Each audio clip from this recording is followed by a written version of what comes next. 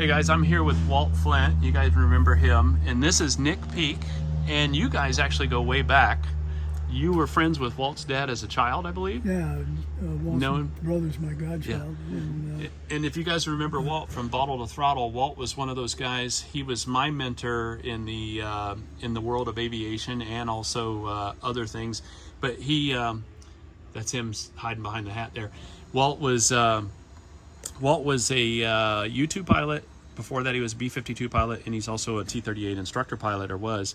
Now he's a commercial pilot. But your relationship with Walt's dad, Walt and his dad are both have served in B-52s. His dad was a B-52 navigator, and so tell us what aircraft are we in right now? Whose aircraft was this? This is a Lockheed prototype for the first business jet, and it's in stages of being put back together very slowly. The wings for this airplane are off. We're in the hangar across the way, and the tail feathers. And you guys been working on it how long? Oh, I've been working on it for maybe 3 years. Wow. Can imagine how much you've gotten done. What? Tell us who flew this airplane.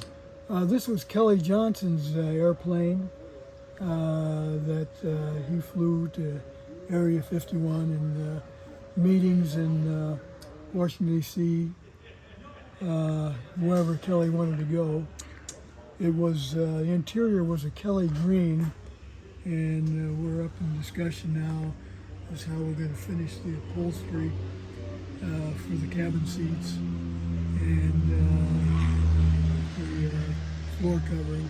Have you got photos of the original interior, or do you have a...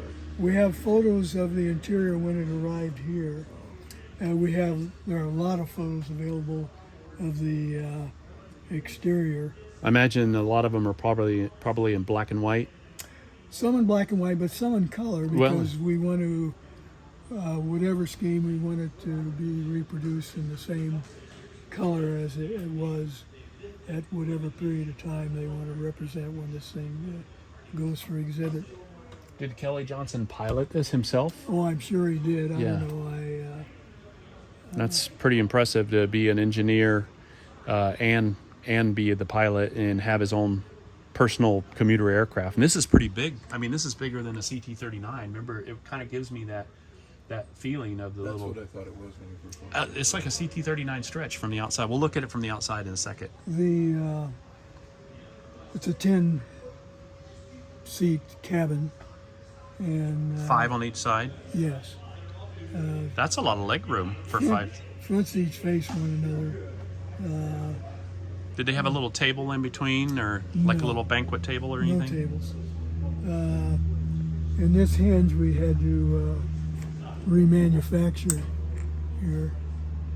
And, Is that part of the main cabin door lock? Yes. And this is the only door in a Jetstar in this configuration.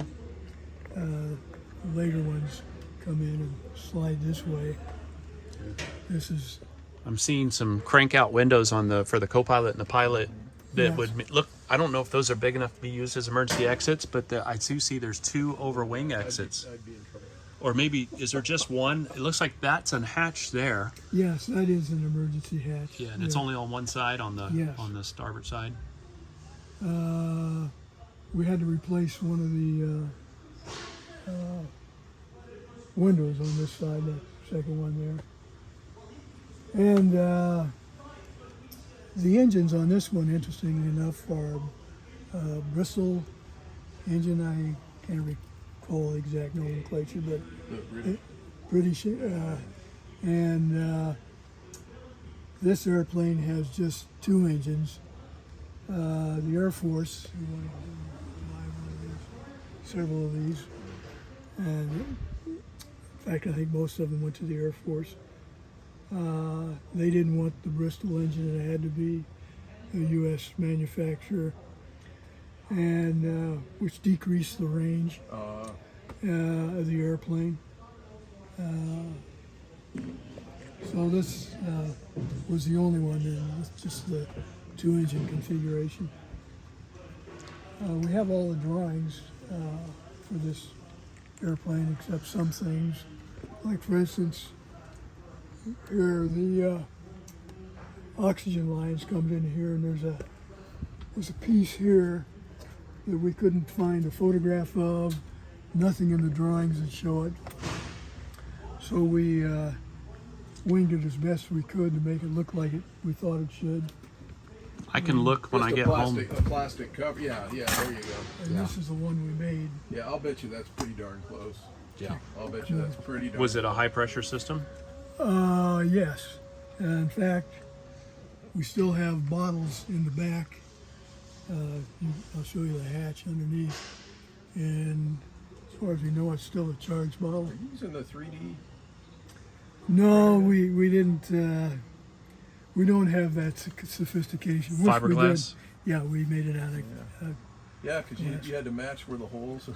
Yeah. That'd be tough. Did you make a mold with something against it, like a plaster mold or something? This is just a one-off, so we took foam and just rough order mounted it on plywood to fit the contour. You can see the outline. Here, I can get out of the way. You can kind of see the outline here of where the old one was. Yeah, So we tried to follow that as best we could. that's pretty close, I'll bet. Yeah.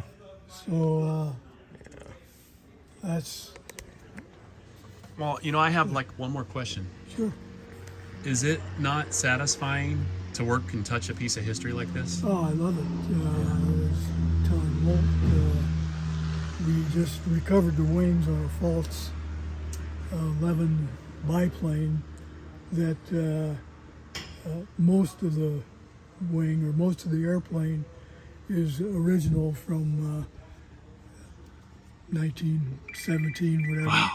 Wow. And We'll get some coverage out here on the outside in a second.